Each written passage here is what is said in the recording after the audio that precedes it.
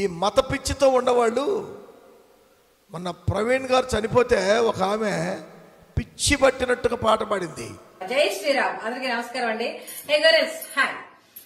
అయితే ఈరోజు ఎవడి గురించి ఉన్నాడు కదా, పగడాలి గారు. పగడాలు పగిలిందా ముత్యాలు దోర తీరిందా. వీడికి బాగా ఎక్కువైపోయింది కదా మధ్యన. వీడికి వారోత్సవాలను పెట్టి కరుణాకర్ గారు బాగా పగడ ఇట్రా అమెరికాలో ఏంటది ఆ ఊరు పేరు, అది మీ బాబుదే, మా నాన్న, మా నాయనది, మా మా రాజు, నా రాజు రాజు. ఈడు మోస్ట్ గొర్రె నవ్వు ఈడు. మరి ఎవరుకున్నారు మై కింగ్. ఈడు ఎంత ఒళ్ళు పోతరం కాకపోతే సనూతుడు ధనం అంటవా. ముష్టి గొర్రెగా ముష్టి మూత వేసుకొని పేడ మొహం వేసుకొని నా నాయన నా బాబు ముష్టి నవ్వేసుకొని నవ్వెందుకు రావట్లేదు పనికి మళ్ళీ నీకు ఆ స్పీచ్ ఇస్తున్నావు నవ్వెందుకు. ఏ స్త్రీ అయినా అలాగా స్పందించిద్దా? అసలు స్త్రీ గుణమేనది. పురుషులు జాలి పడుతుంటే స్త్రీగా పుట్టిన నీవు, బిడ్డలను కని పెంచిన ఒక స్త్రీగా నీవు, ఒక బిడ్డ చచ్చిపోతే తల్లి బాధ, భార్యకు ఉండే బాధ, బిడ్డలకు ఉండే బాధ గ్రహించకుండా నువ్వు అలాంటి పాటలు పాడి వ్యంగ్యంగా నవ్వావంటే నీకు మత పిచ్చి, రకరకాలైనటువంటి భావాలు, టెర్రరిస్టు భావాలు నీలో ఉన్నాయి. దైవత్వం కాదది, భక్తి కాదది. భక్తి నేర్చుకో. ఇవాళ పాడొచ్చు, నువ్వు పాడినోళ్ళందరూ బ్రతకలా. చచ్చిన తర్వాత ఒక సత్యాన్ని నువ్వు గమనిస్తావు. వాళ్ళ మీద జాలిపడు. చనిపోతే నువ్వు వ్యంగ్యంగా పాడావు. పగడాలు పగిలిందా అని సినిమా పాట పాడావే. ఎవరికి ఎప్పుడు ఏది పగలాలో అది పగిలింది. కానీ అదే స్త్రీ ప్రవీణ్ గారి భార్య. I, Jessica Pagadala, wife of Praveen Kumar Pagadala, I praise God for making him what he is or was. I am very proud of the ministry he did.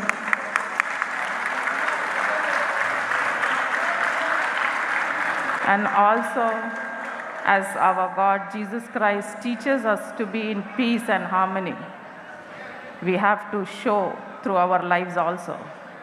We are not here to take revenge.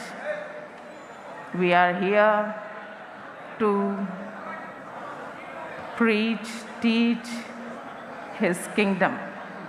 So I request everybody who followed him to be like Praveen.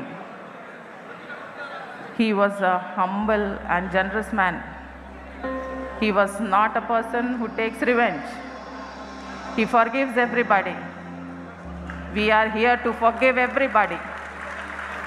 ఈ భూమి మీద మనం పుట్టింది పగ తీర్చుకోవటం కోసం కాదు, క్షమించటానికి దేవుడు మనల్ని పుట్టించాడు. దయచేసి మీరు ఎవరిని ఏమీ అనొద్దు. ప్రవీణ్ గారు క్షమించమనే ఎక్కువ చెప్పాడు. ఆయన అందరితో మంచిగా ఉంటాడు. ఏదైనా చిన్న తప్పు మాట్లాడినా వెంటనే నన్ను క్షమించు అని అంటాడు. కనుక ప్రవీణ్ గారు లాగా మనం వాళ్ళని క్షమిద్దాం అన్న లోతైన దుఃఖం కడుపులో పెట్టుకొని బాధంతా దిగమింగుకొని వాళ్ళని క్షమిద్దాం అందే. ఏ స్త్రీ గొప్పది? ఈ వ్యంగ్యంగా పాడినటువంటి ఈ స్త్రీ గొప్పదా? చనిపోయి సమాధి కూడా జరగల, అప్పుడే మొదలుపెట్టింది. కానీ ఈ స్త్రీ వాళ్ళని క్షమిద్దాం, వాళ్ళ కోసం ప్రార్థన చేద్దాం అంది. మా భక్తి మాకేమి నేర్పుతుందో నీకు అర్థమైందా స్త్రీ? నువ్వే ఊర్లో ఉంటావో ఎక్కడ ఉంటావో కానీ జాగ్రత్త. నీ పరిస్థితులు, నీ విధి విధానాలు, నువ్వు మాట్లాడే పద్ధతి, నీ నవ్వు, నువ్వు ఎక్కిరించటం, ఎక్కిలి చేష్టలు అందరు చూస్తున్నారు. ఏదో ఒక రోజు నీ పాపం పండిద్ది, గుర్తుపెట్టుకో. ఎవడు నిలబడలా భూమి మీద. ఈ యుద్ధ శూరులు, వీరులు, మహానుభావులు, గొప్పవాళ్ళు, పండితులు, నేనే అనుకున్న వాళ్ళంతా మట్టిలో కలిసిపోయారు. తర్వాత తెలుసుకుంటారు సత్యం. దైవత్వాన్ని ఈ శరీరం చూడలేదు, దైవత్వాన్ని చూసేది ఆత్మ. నీలో ఒక ఆత్మ ఉంది. ఆ ఆత్మ ఒకరోజు చూసి గుండె బాదుకుంటుంది, గుర్తుపెట్టుకో. ఒక స్త్రీ ఏడుస్తుంటే నవ్వుతావా? ఒక కాపురం కుప్ప కూలిపోతే నవ్వుతావా? కొంతమందిని పోషిస్తున్న ఒక మంచి పోషకుడు చనిపోతే నువ్వు నవ్వుతావా? అన్నీ ఉన్న ఆయన దేవుని జ్ఞానాన్ని బోధించుకుంటూ అలాగా సామాన్యమైన మనిషిలాగా తిరుగుతుంటే అతన్ని చంపేసి మీరు నవ్వుతున్నారే. ఇది మతమా, మార్గమా?